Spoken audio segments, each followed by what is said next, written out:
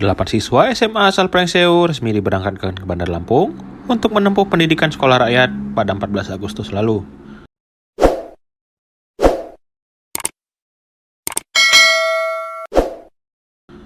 Program nasional ini diperuntukkan bagi anak-anak dari keluarga miskin agar tetap bisa bersekolah dengan fasilitas yang penuh. Kabid Pemberdayaan Sosial, Penanganan Fakir Miskin Dinas Sosial Prengseu, Nawang Wulan menyebut, banyak anak Prengseu masih kategori Desil 1 dan Desil 2, sehingga peluang untuk mengirim lebih banyak siswa di tahun mendatang terbuka lebar.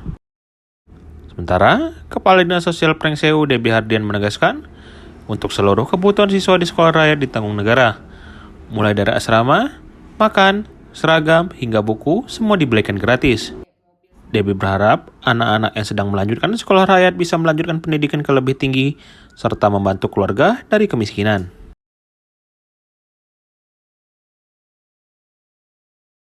Tadi disampaikan Bu ini ya, Bu Nawang.